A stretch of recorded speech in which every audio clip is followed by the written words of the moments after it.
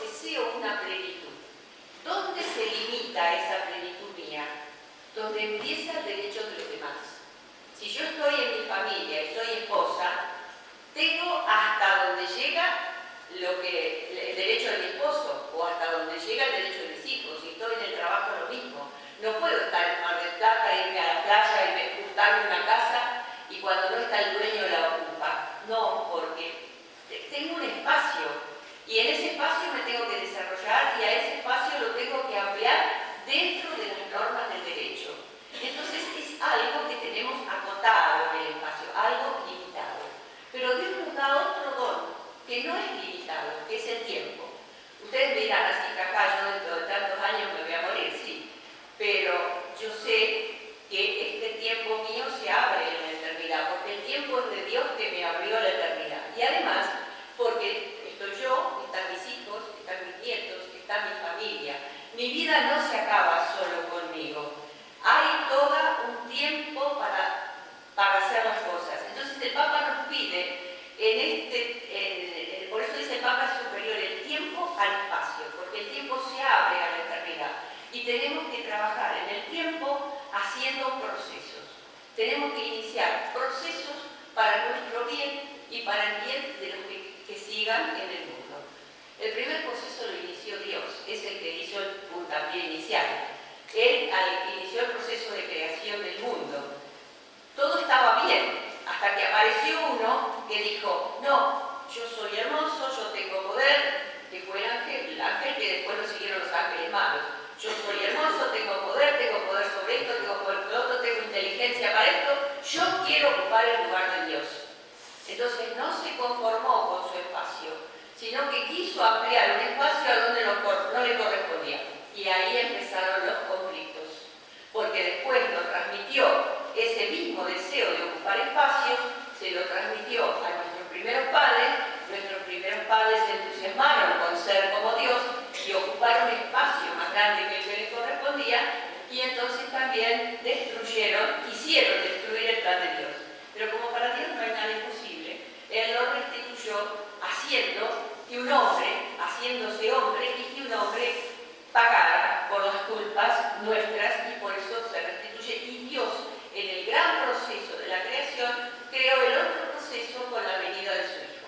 Así que nosotros también, cuando alguien nos impide o quiere ocupar y ocupa, ya vamos a ver cómo ocupa el lugar de los sindicalistas y los trabajadores, tenemos que seguir pensando e iniciando otro proceso.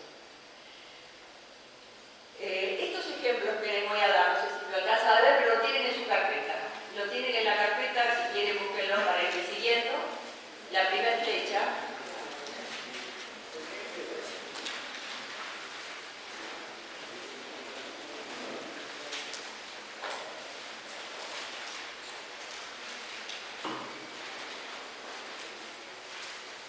Son ejemplos del pasado, pero lo podemos traer también al futuro. Yo lo que les pido, por favor, es que no nos detengamos en las personas. Acá, como bien dijo el padre, no estamos haciendo política, acá estamos viendo hechos. ¿Por qué? Porque todos somos pecadores. Yo la primera.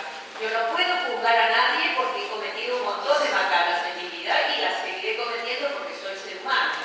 Entonces no estamos acá para juzgar ni a los gobiernos, ni a los que intervinieron en esos hechos, sino solamente para ver los hechos, analizarlos y ver qué es un proceso. ¿En qué página está? 22. La flecha significa proceso y la línea quebrada significa espacio. Antes de la independencia, hay una cosa que me fastidia mucho cuando alguien dice, los gremios los creó Perón, o los gremios los crearon los anarquistas, o los gremios los creó Palacio. No, el gremio es una institución tan antigua como la humanidad. En el año 500 a.C., en la Biblia está el libro de Nehemías en el Antiguo Testamento. 500 años antes de Cristo ya se habla de los gremios de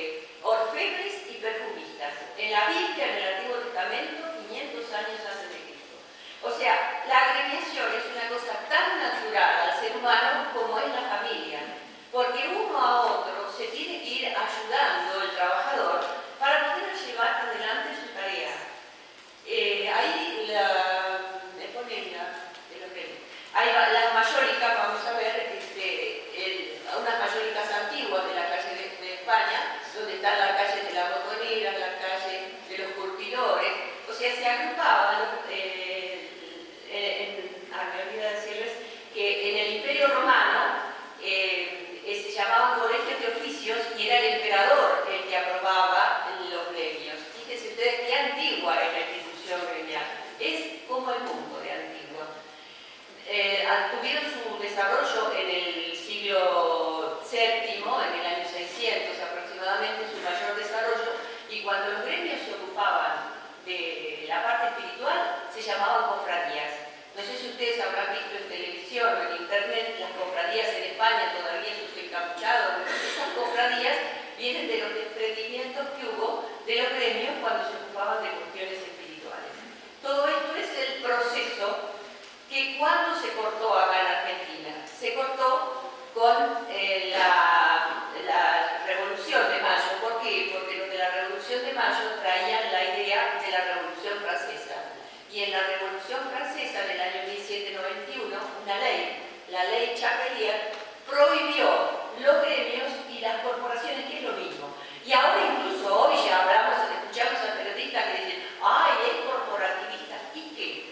Es corporativista porque yo estoy defendiendo en un grupo mis derechos, o es gremialista. ¿Y qué?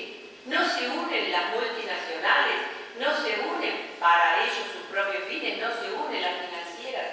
El trabajador se une para su trabajo y es lo normal. Entonces les decía que la Revolución Francesa, con sus ideas liberales adoptadas por los revolucionarios de Mayo, dejó sin efecto los gremios en Argentina. Y esto le costó mucho a la gente. Y le costó, ahí vemos que alguien que ocupó espacio nos quita la venida del proceso que venía en el mundo. O sea, el proceso se corta con ese que ocupa un espacio que no le corresponde. Y eso sufrió mucho, sobre todo el trabajador rural, porque el trabajador rural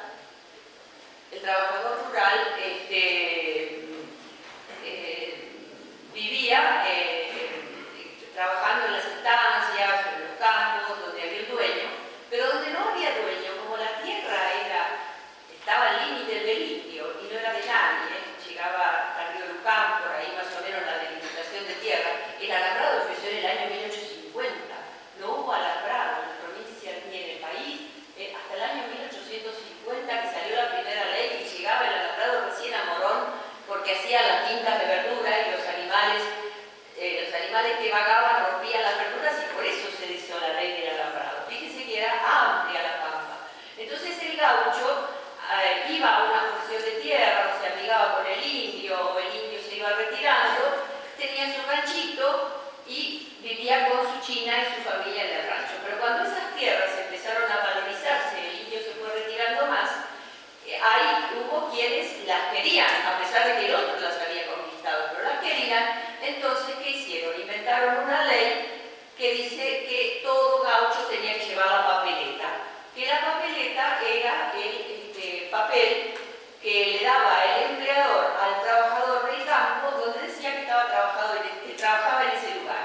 Y al que no llevaba la papeleta, venía a la partida, o lo agarraba el ejército o la policía, y lo llevaba a trabajar a la frontera o a hacer caminos o trabajos públicos. Entonces la pobre mujer quedaba sola en el rancho y era presa de cualquier cosa. Eso lo cuenta Martín Fierro en su libro. Esa es la historia del libro. Yo se lo recomiendo vivamente que lo lean, porque José Hernández es un gran conocedor del alma argentina. Y bueno, esa fue la primera desgracia del trabajador rural. En las ciudades, después empezaron, nosotros además de la ciudad de Buenos Aires no podemos hablar de ciudades, hablamos de pueblos. Pero en los pueblos ahí empieza a comenzar, y después en las ciudades, otro proceso que se había cortado con la Revolución de Mayo. Y este proceso se da con las industrias, los saladeros, las curtientes, los chacinados. Empiezan estas primitivas industrias y ahí se organizan los sindicatos. Si ustedes ven en la flecha, no se los voy a decir ahora porque ustedes lo tienen después para leerlo, todo el trabajo de los sindicatos, como en el mundo. el Papa León XIII, en la Rerum Novarum, empieza a ocuparse del tema de los trabajadores y ahí siguen todas las encíclicas sociales referidas a este tema. En el año 1930 se crea por primera vez la CGT con la fusión de varias federaciones que ya existían en el 1900. Pero les quiero decir, y les recomiendo que lean, que cuando era en el año 1904, cuando era ministro Joaquín B. González, ministro del Interior, los ingleses decían que el trabajador argentino era bruto, que no sabía trabajar, que había que traer trabajadores ingleses. Entonces le mandaron a Vialet Macé, que médico e ingeniero era, a que hiciera un relevamiento. Hizo un relevamiento que se llama Historia de las clases sociales trabajadoras argentinas, y yo les dejé indicado en el anexo donde lo pueden buscar en internet. Y ahí dice él que el trabajador argentino es mucho mejor que cualquier trabajador que puede venir de fuera del país y mucho mejor que los ingleses. Pero eso es las industrias. Se crea en el año 1930, les dije, la Confederación General del Trabajo. Ahí volvemos a la flecha. En el año 1943 se crea la Secretaría de Trabajo y Previsión. En el año 1945 se inicia el reconocimiento jurídico de las asociaciones sindicales. En el año 1949 la Constitución y la primera ley de negociación colectiva. Y después viene un corte del proceso. Acá termina un proceso y empieza la grieta, o el corte o la ocupación del espacio, donde la Revolución Libertadora intervino los sindicatos, fijó salarios por decreto sin negociación colectiva. La Iglesia tiene el principio de subsidiariedad. El principio de subsidiariedad significa que debe apoyar a las familias y a todas las instituciones del Estado. Solamente se tiene que meter cuando las familias o las instituciones no pueden sobrevivir por algo y tienen que ayudarlas. Solamente entrar dentro del marco de estas instituciones para ayudarlas, pero no para modificarlas, no para destruirlas, no para cambiarlas, no para ponerle límites a su accionar si está dentro de la ley. Sin embargo, esto ocurrió con la Revolución del 55. Los sindicatos en ese momento no podían bastarse por sí mismos. En el año 55, no sé si hay alguno acá, sí podían bastarse por sí mismos. Y sin embargo, se los interviene. Después viene el gobierno de Frondizi, les estoy diciendo los hitos más importantes, donde reconoce la cuota del aporte para los trabajadores, pero fue en el gobierno de Onganía que, presionado por el cordobazo, surge la primera ley de obras sociales, la 18.610. Estaban antes los hospitales para indigentes. Las obras sociales fueron creadas por los trabajadores como el trabajador aportaba su cuota sindical, y con eso se fue creando el consultorio del pueblo, el consultorio del lugar. Pero después, con el gobierno de Perón, hubo reconocimiento de que los empleadores podían hacer aportes, hacer contribuciones, y los trabajadores aportes para la obra social.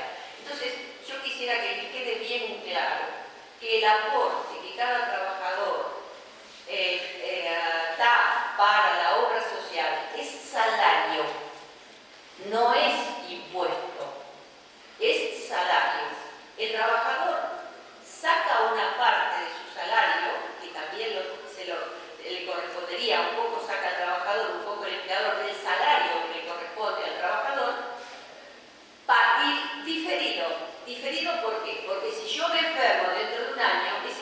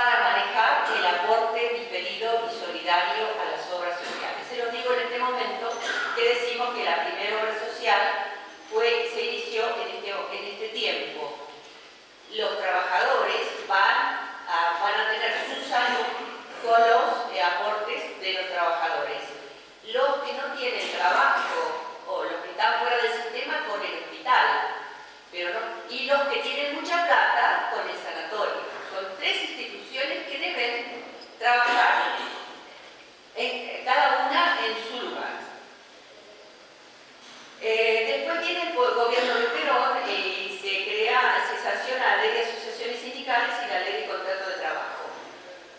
Acá, este proceso que veníamos hablando,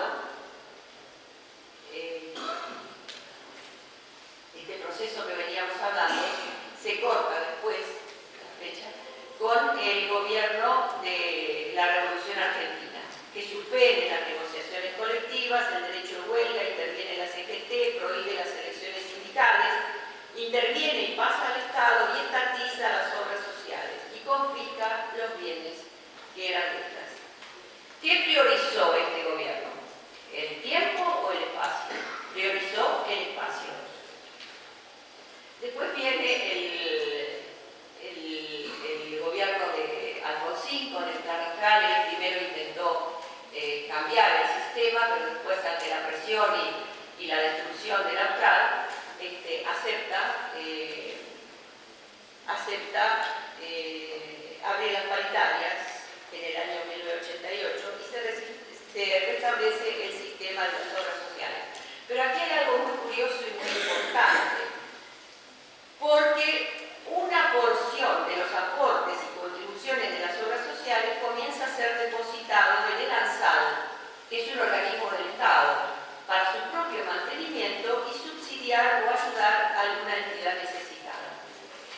Esto es doloroso, porque eso tendría que ser no para una entidad como el ANSAL, sino que tendría que ser para una entidad de los trabajadores, que lo organicen los trabajadores y lo distribuyan los trabajadores. Esto es opinión mía, cada uno opine como quiera. Yo estoy hablando como abogada y en términos de derecho. En este momento aparece en el mundo una crítica que ustedes habrán oído hablar de la crítica al Estado Bienestar.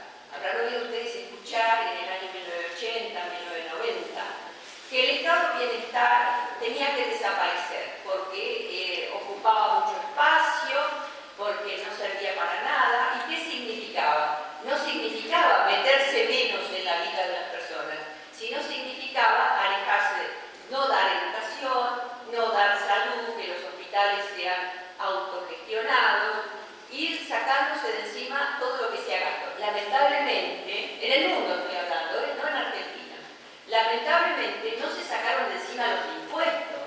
Los impuestos los siguieron cobrando todos, pero se sacaron de encima todo, querían sacarse de encima todo lo que genere gasto.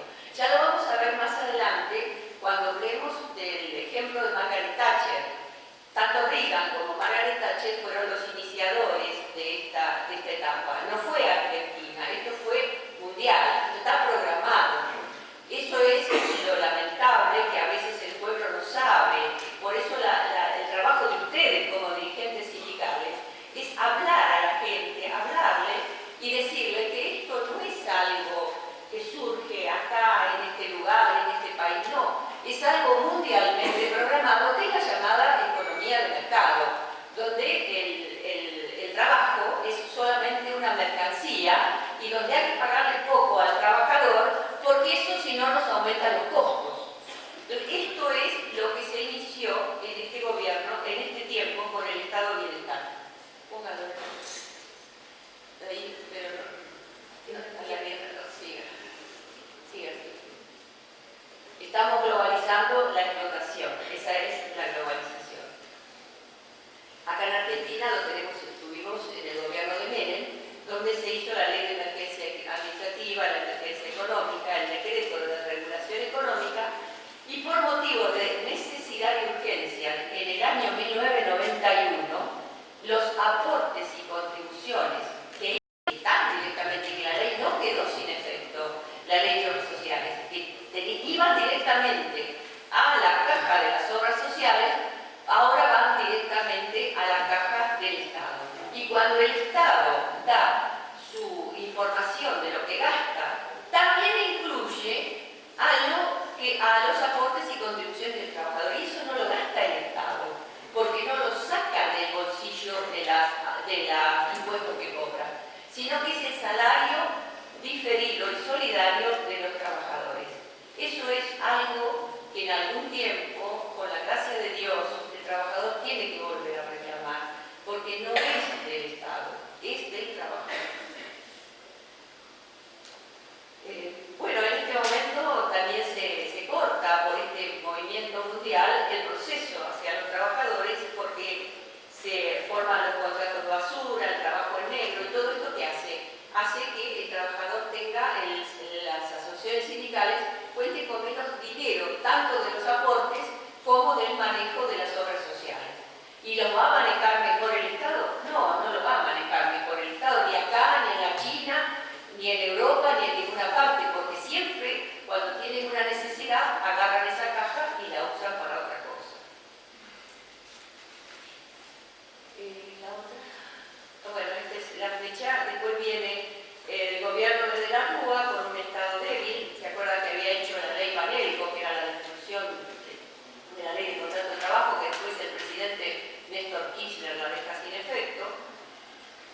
hay algo que es muy importante, que es el decreto 446 del 2000, que dice una mentira, que como el sistema de salud está en crisis y no hay competencia, porque cada uno va donde tiene que ir a su sindicato, a su obra social sindical, los trabajadores pueden optar por otra obra social. Y con esto se rompe el principio de solidaridad.